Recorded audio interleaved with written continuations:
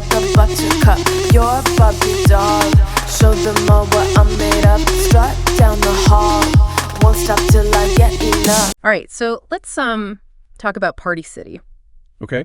You know, you've probably been there for a birthday Halloween or like maybe even just a random Tuesday. Right. Eating some festive cheer. Yeah. But as of today, that iconic storefront is kind of fading into the past.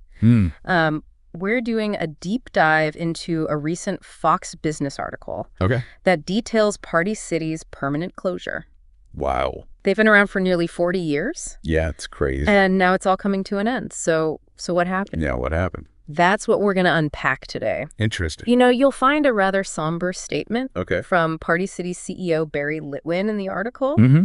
He says they need to commence a wind-down process immediately. Oh, wow.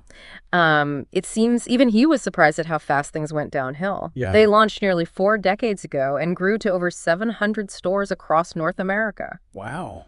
Remember when Party City was the place to go for everything you needed? Oh, yeah? Decorations, costumes, tableware. It was a one-stop shop. Yeah, that one-stop shop model was a game changer. Right. Consumers loved the convenience and the huge selection. Yeah. Party City perfectly captured that growing need for like easy solutions. Right. And the increasing focus on these event-driven celebrations. But the party's over, apparently. Oh, no. Corporate employees were laid off immediately, and stores are expected to close in early February 2025. Wow, that's so soon. Yeah, so what went wrong? Yeah. The article points to inflation and their massive debt, but it also mentions other factors. Okay. So let's unpack these, starting with inflation. Okay. We're all feeling it, but how did it specifically impact a business like Party City? Well, you have to think about it. Party supplies are discretionary spending Right. when your budget is tight. Balloons and confetti are probably the first things to go. Yeah. People prioritize essentials when they're worried about making ends meet. Right. Okay, that makes sense. But they just went through bankruptcy in 2023, right? They did. Shouldn't that have fixed the debt problem? How did it get worse? That's the key question here. Yeah. So they filed for Chapter 11 bankruptcy. Okay. And just so everyone's on the same page, that means they were restructuring their debts Right. to hopefully become profitable again, Okay. and emerged about 14 months ago. Okay. They claim to have a strengthened capital structure, having eliminated almost $1 billion in debt Wow. and trimmed down their store portfolio. Okay. They even converted some of that debt into equity owned by lenders, which on paper should have put them on the road to recovery. So it seemed like they were patching things up. Exactly. But then this happens. It makes you wonder, did their strategy miss the mark? Yeah. Or were the economic challenges just too powerful to overcome? Yeah, were they just fighting an uphill battle the whole time? Yeah. It's like they fixed the boat but sailed right back into a hurricane. Yeah. And speaking of rough waters, the article also mentions Party City being delisted Okay. from the New York Stock Exchange in January 2023 because of the bankruptcy. Yeah. What does that actually mean for a company? The delisting is a significant blow. Okay. It signals a loss of investor confidence, Right. which can make it incredibly difficult to secure funding for growth or even just to like keep the lights on. Yeah. It's a classic domino effect. Right. One problem leads to another, and pretty soon the whole structure crumbles. Okay, but here's something I found really interesting. Okay. While all corporate-owned stores are closing, Uh-huh. a bunch of independently owned Party City franchises are staying open. Which one? 129 to be exact. That is fascinating. Yeah, it's like a little ember glowing in the ashes. Yeah.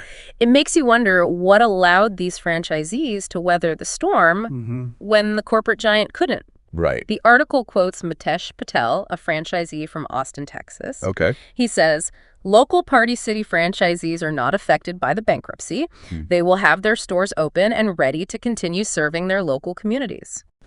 So maybe they're smaller localized operations. Right. Potentially different debt situations or stronger connections to their communities. Gave them a leg up. Yeah.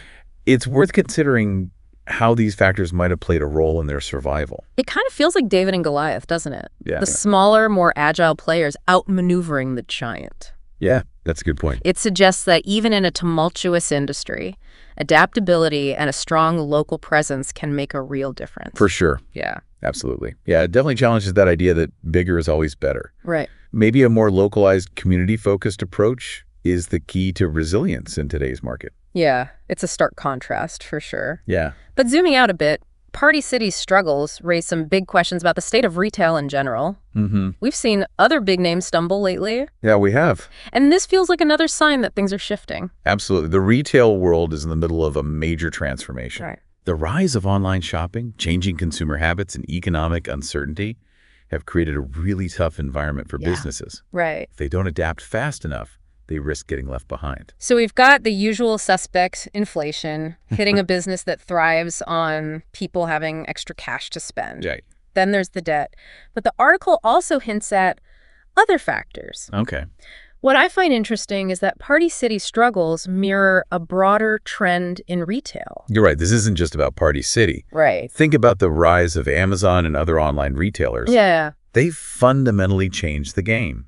Consumers can order almost anything with a few clicks and have it delivered to their doorstep. Right. It's convenient, it's often cheaper, and there's a wider selection. That's a lot to compete with. Exactly. Party City, like many traditional brick-and-mortar stores, Yeah. was slow to adapt to this new reality.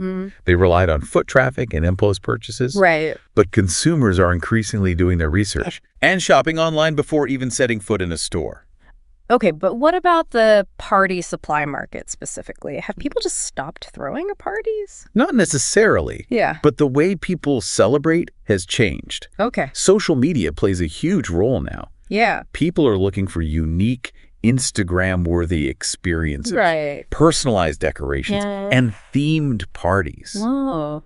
Think about those elaborate gender reveal parties or like those perfectly styled kids' birthday parties you see online. Right. Yeah. So maybe Party City's offerings started to feel a bit generic and outdated in comparison. That's a possibility. Right. They might have missed the boat on these emerging trends Okay. and didn't capitalize on that growing demand for personalization and unique experiences. So it's not just about offering a product, it's about offering an experience. Exactly. And let's not forget about the economics of running a business like Party City. Yeah. Think about their overhead costs. Mhm. Rent for those massive storefronts. Right. Inventory storage and staffing.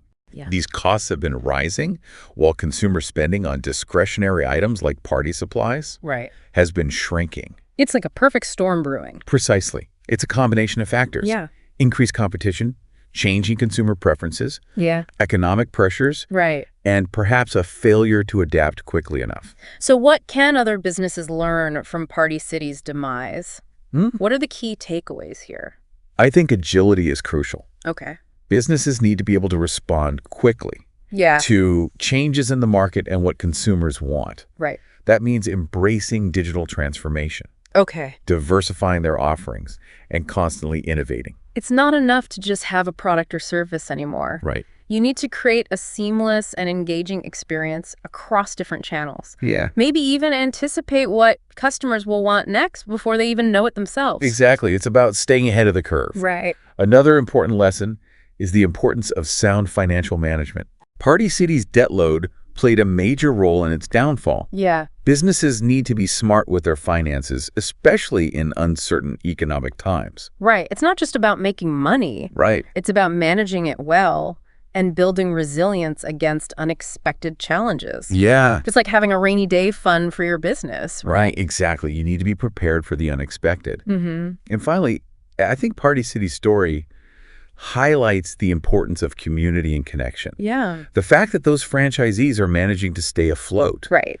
suggests that strong local ties can be a real differentiator. It's that human element, that sense of belonging, Yeah. that can sometimes make all the difference. Mhm. People want to support businesses that are invested in their communities. And let's not forget the emotional connection people have with Party City. Oh, yeah. For many, it's more than just a store. Right. It's a place where they've created memories, celebrated milestones, Yeah. and found joy. It's been the backdrop to countless birthday parties, Yeah, Halloween costumes, and graduation celebrations. for sure. It's a powerful legacy, even if the brand itself is disappearing. It speaks to the impact a business can have that goes beyond its products or services. Right.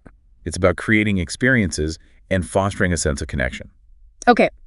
But here's the big question. Mm-hmm. Could Party City have adapted to survive? Mm-hmm. Was there anything they could have done differently?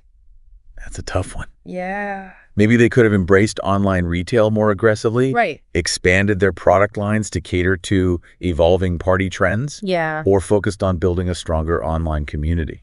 It's easy to play Monday morning quarterback, Yeah. but it makes you think about what could have been if they had pivoted sooner or taken bolder steps. It's a reminder that even established brands need to be constantly evolving Right. and searching for ways to innovate.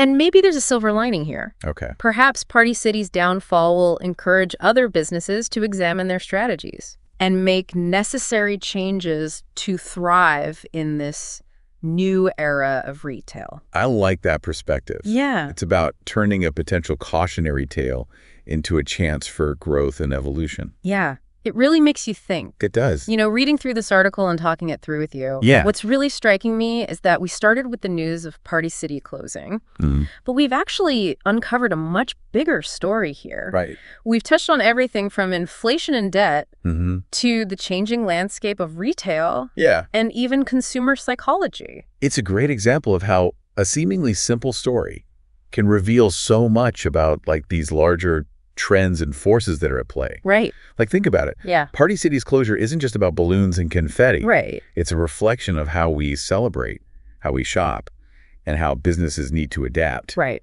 in a rapidly changing world. And it makes you think about your own spending habits, too. Yeah, it does. Where do you go when you need party supplies? Are you an online shopper or do you still like browsing the aisles of a physical store? It's a question worth pondering. Yeah. The next time you're planning a party, consider where you're getting your supplies and how those businesses are doing. Right. It's a chance to be a more mindful consumer Yeah. and support businesses that align with your values. So I think for our listeners, this whole situation raises a fascinating question. Okay, what's that? Did Party City have any chance of survival, Yeah. or were they destined to fail? That's the million-dollar question, isn't it? Yeah. It's impossible to say for sure. Right. But it is worth considering the different paths they could have taken. What if they'd invested more heavily in e-commerce Right. or shifted their focus to cater to those evolving trends in party planning? Right. Maybe they could have partnered with event planners Yeah. or tapped into that growing demand for personalized experiences. Yeah. Or even created an online community for party enthusiasts. So maybe it wasn't just about external factors like inflation and competition. Yeah. Maybe it was also about internal decisions Right. and missed opportunities. Exactly. Party City's story reminds us that even in the face of challenging economic conditions, Right. a company's strategic choices can make all the difference. It makes you think about the broader implications, too. Yeah. If a company like Party City, with its strong brand recognition and decades of experience, can struggle to survive, Right.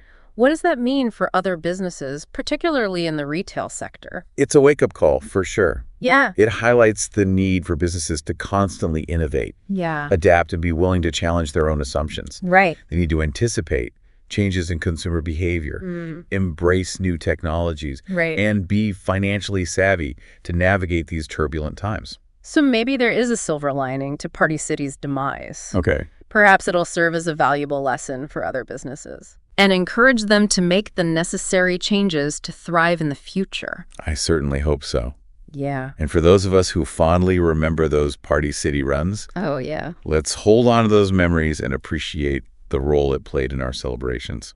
Think about this. If you were running a party supply business today, Sorry. what would you do differently? What could have saved Party City? Yeah. Or were they doomed from the start? Yeah, good question. Something to ponder the next time you're picking up decorations. Sound the alarm. I'm coming up. We'll have a ball. I'm sweet like a buttercup. You're a Barbie doll. Show them all what I'm made of. Strut down the hall. Won't stop till I get enough.